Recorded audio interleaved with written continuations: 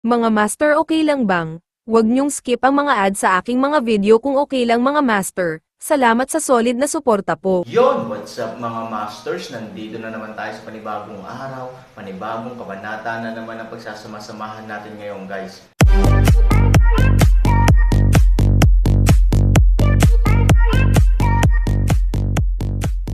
Bali mga masters, kung bago ka pa lang po sa aking YouTube channel, please click the subscribe button, lalong-lalo na po yung notification bell guys, para maging connected pa rin tayo sa isa't isa at maging updated kayo sa mga susunod ko pang video.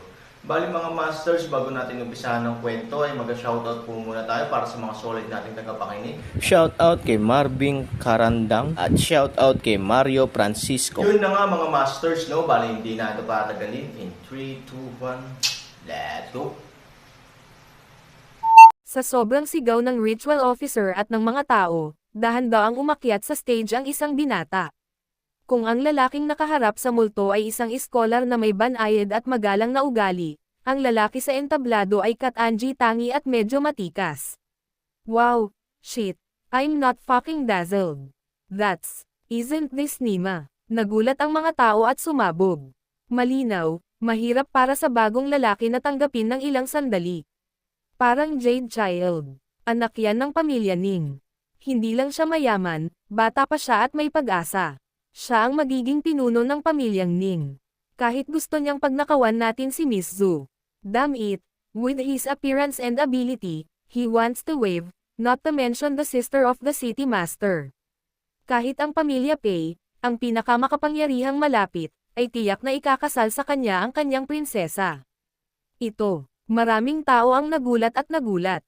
Kasabay nito, naawa pa ang ilan sa batang ito na parang Jade. Sa oras na ito, ang Aaron ay labis na nalulumbay. Sa paglabas ni Child Ruyo, anabangan ito ng mga nanonood. Nagtulakan pa nga ang maraming tao para makakuha ng magandang upuan. Ang mga hindi makahawak nito ay direktang nilagyan ng palaman ang kanilang mga daliri sa paa at hinaranggan ang gap na daan na maaaring direktang dadalhin sa Aaron sa ilang sandali. Ngayon ay umiiral na ang selyo ng lupa, kung hindi man ay talagang gustong tapakan ng Aaron ang mga ulo ng mga taong ito at lumipad. Bata Ruyo, nakakagulat ka talaga. Hindi ko akalain na sasali ka sa excitement na ito. Sa entablado, medyo nagulat din ang ghost face sa hitsura ni Child Ruyo. Kung tutusin, sikat din si Child Ruyo. Imposibleng sabihin na wala siyang takot. Ang tinatawag na fair lady, gentleman, Miss Zhu, natural na gustong ituloy ng mga lalaki. Malumanay nang umiti si Child Ruyo, sa kasinulyapan ang pamaypay na nasa kamay ng mukha ng multo at sinabing, parang kaluluwa ng impyerno ang natitiklap na pamaypay sa kamay ng mukha ng multo. Kung pinaypayan mo ito, makikita mo ang dugo. Ako pa rin gustong matuto. Ang mukha ng multo ay hindi nagpakita ng kahinaan, at sinabi na may malamig na ngiti, iyan ang gusto ng bata. Pagkatapos, dalawang tao, hindi banggitin sa angkan ng demonyo, kahit nasa Central Plains, ay napaka-elegante, ngunit biglang sumugod sa isa't isa na parang dalawang kidlat. Pareho silang napakabilis at ang kanilang mga galaw ng pagpatay ay mabangis. Bagamat pinakamainam na huminto sa challenge arena, kitang-kita na pareho nilang gustong magpatayan sa isang suntok. At dahil dito, natural na lumilitaw na lubhang mabangis ang labanan ng magkabilang panig. Hindi may bilang ng mga tao ang kanilang mga mata sa pagitan ng kidlat at bato. Maging ang Aaron ay hindi napigil ang tumigil at labis na naakit. It's really thunder fighting fire. It's too fucking exciting. Parang young master na si Yu. Sinabi sa Jang Ho na hindi lamang siya may mahusay na background sa pamilya, ngunit ang pinakamahalaga, ang kanyang personal na paglilinang ay napakabangis din. Sinabi niya na siya ay bata at may talento, at ang kanyang hinaharap ay walang limitasyon. Noong una, akala ko ay papuri ito ng iba, ngunit noong nakita ko siya ngayon, nalaman kong hindi ito maling reputasyon.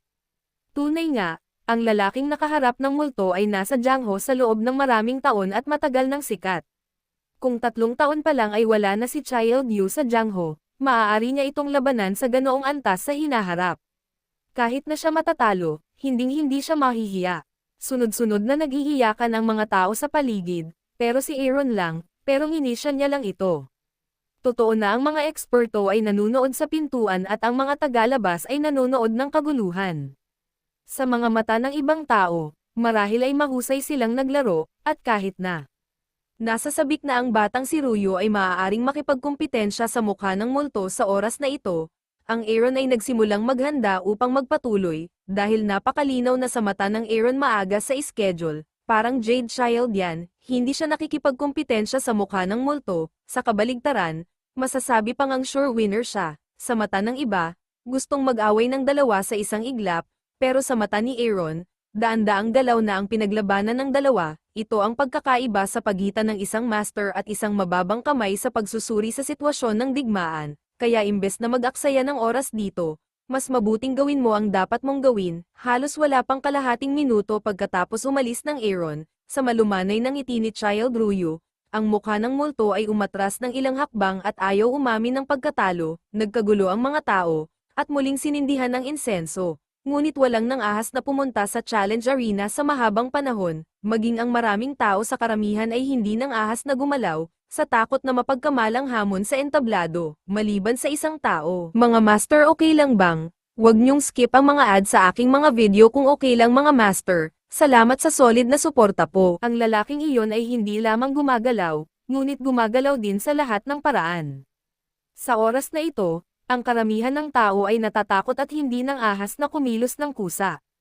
Sa makatuwid, kapag ang isang tao ay pumunta sa kabaligtaran na paraan, ito ay magiging lubhang kapansin-pansin. Halos lahat ng paraan mula sa likuran ng karamihan, siya ay nag-drill at nagnakawan hanggang sa gitna ng karamihan, at siya ay darating hanggang sa challenge arena. Kung mapagpakumbaba si Child Yu, natural siyang madaling matukoy. Sa kanyang atensyon, ang mga tao sa ibaba ay nakatingin din sa kanyang mga mata. Ang isang grupo ng mga tao ay ganap na uto para sa isang oras, sa kawalan at puno ng kuryosidad na nakatitig sa lalaki. At sino pa kaya ang lalaking iyon bukod sa Aaron? Sinasamantala ang pulong na ito, natural siyang sumugod sa challenge arena ng walang tigil. Hindi niya pinansin ang mga pagkakamali niya. Sa oras na ito, siya talaga ang naging focus ng buong audience. Bahagyang kumunot din ang noo ni Zhu Yanshua. Parang pamilyar ang mga damit ng gumagalaw na figure, paanong hindi siya malito. Maraming tao ang nagturo at nag-usap tungkol dito. Nagkatinginan ang ilan at saka nagmamadaling kumilos. Bang! Si Aaron, na abala sa pagbabarena ng mga bitek, ay biglang nakaramdam ng pananakit sa kanyang noo. Parang may nataman siya. Nang iangat niya ang kanyang mga mata, nakita niya ang isang malaking figure na nakatayo sa kanyang harapan sa oras na ito. Ngayon pa lang ay nataman nito ang malaking tiyan ng higanti. Gayunpaman, bagamat tila malambot ang malaking tiyan, natulala pa rin ang Aaron. Little Hold 3, anong ginagawa mo? Ang ulo ng higanteng Han, sa oras na ito, ang balat ay hindi ngumingiti, ang karne ay hindi ngumingiti at tumitig kay Aaron. Si Aaron ay sumimangot at umamin na hindi siya nag-uudyok sa mga taong ito, hindi ba? Anong meron, kuya? Kuya, sinong kasama mo si kuya? Anong ginagawa mo dito? Ang higanti ay tumingin sa Aaron ng masama. Si Child Ruyo sa entablado ay ang kanyang sariling anak. Dapat itong maging focus ng atensyon upang manalo sa challenge arena. Maganda ang resulta. Ang maliit na hold 3 na ito ay nakakabaliw na magdagdag ng drama sa kanyang sarili at makaakit ng maraming atensyon. Ang taong nagtatrabaho bilang isang subordinate ay natural na may mahusay na paningin at darating upang pigilan ang bata kaagad. Ang isa ay upang ilabas ang kanyang galit, at ang isa ay upang linisin ang bata anumang oras kung gusto niyang gumawa ng gulo. Hehe, sa liit niyang katawan, kaya niyang sampilan ang sarili niya. Bumalik siya sa bahay ni Lola. Hindi ka ba pwedeng gumala dito? Si Aaron ay sumimangot at naguguluhan. Kung gusto niyang sabihin na nataman siya, nawalan siya ng galit, pero halatang nasa harapan niya ito at hindi niya magawang tamaan. Tungkol naman sa karambola sa likod, halatang sadyang lumakad ang lalaki sa harapan niya at sadyang hamarang sa daan. Ito ay isang pampublikong lugar, dapat ay malaya kang makagalaw.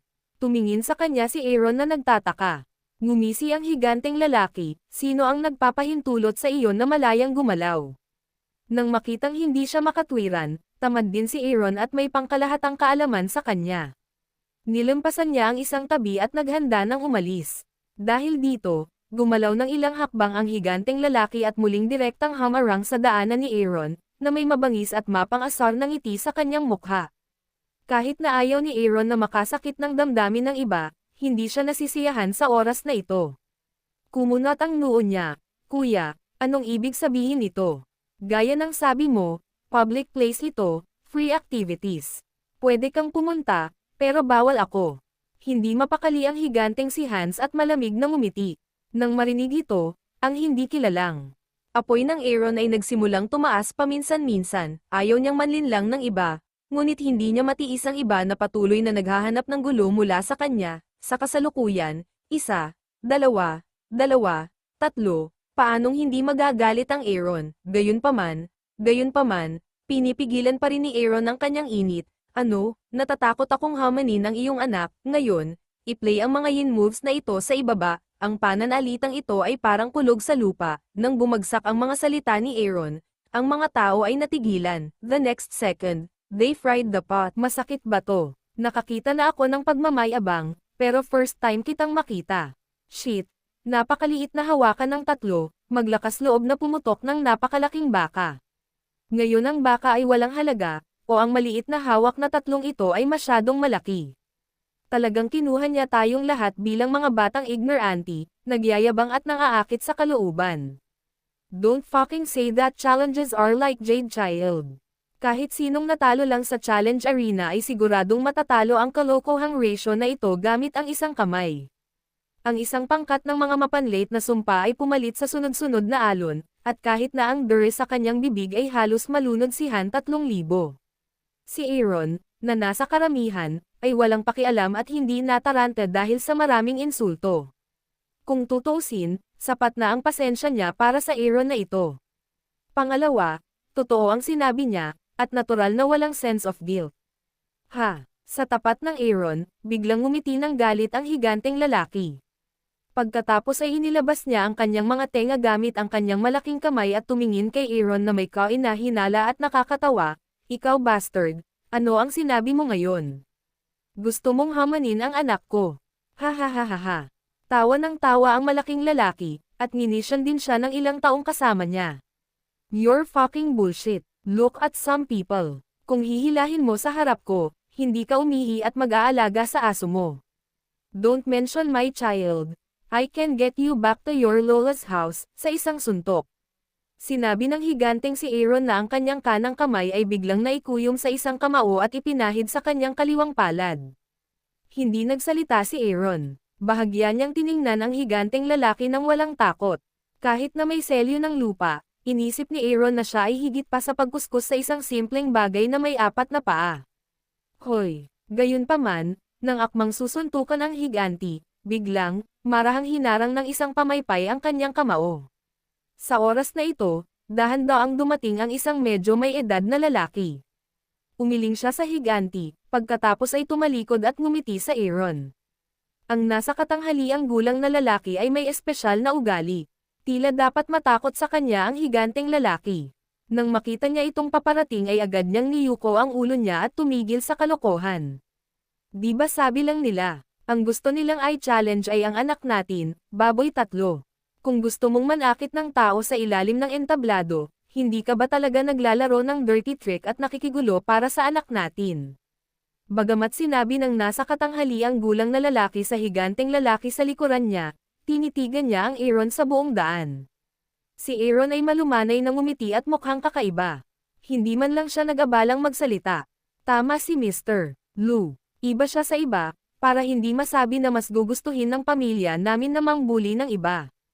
Hinamak ng higanteng lalaki ang isang malamig na ugong, at saka binawi ang kanyang kamao. Well, Mr. Si Lou ay talagang matikas at magalang. Napakatanga niya kaya mas magalang siya sa kanya. Hindi totoo yan. Nakakamangha na ang batang si Ruyo ay nakakalaban pa ng mga pansit na multo. Ang taong iyon ay nagsunog ng kalahati ng insenso sa entablado, at walang nang ahas na pumunta muli.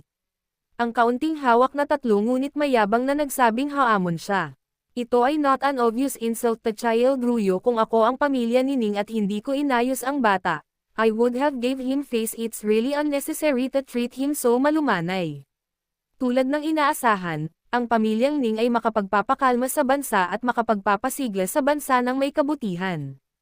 Lahat naman talaga eh. Nako, sayang naman at may mga clown sa ganitong paraan. Kung ikukumpara sa dalawa, ang antas ng paghuhusga ay isang araw. At isang lugar lamang, maraming tao ang labis na naguguluhan tungkol sa pagsasanay ni Mr. Lu. Ngunit pagkatapos pag-isipan ito, hindi nila maiwasang mapabuntong hininga kung gaano kaakit-akit ang estilo ng pamilyang Lu. Natatakot ako na maaari akong maging mas magalang sa iba kung ako ay napakabait sa harap ng papuri ng lahat. Si Juhan Zusan ay napakamasayahin at binago ang mundo sa ilang salita medyo kalmado tungkol dito. Ang isang kasanayan ay ang pundasyon ng mundo. Natural na alam niya kung ano ang susunod na mangyayari. Tumingin siya kay Aaron at ngumiti. Nasa stage ang anak ko, kung interesado kang maghamon, pakiusap. Pagkatapos ay magalang siyang nag-post bilang isang imbitasyon. Sumulyap sa kanya si Aaron, natigilan sandali, at biglang nagsabi, "Okay." Pagkatapos noon, dahan-daang naglakad si Aaron patungo sa challenge arena ng lahat. Yun na nga mga masters, no? Bali panibagong kabanata na naman yung natapos natin ngayong gabi. Muli, maraming salamat po talaga sa walang sawang suporta po sa aking YouTube channel na talagang inaabangan nyo po ang bawat upload ko po. Bali mga masters, magkita-kita ulit po tayo bukas ng gabi at ngayon po ay magpapaalam po muna tayo. Bali mga masters, bye-bye!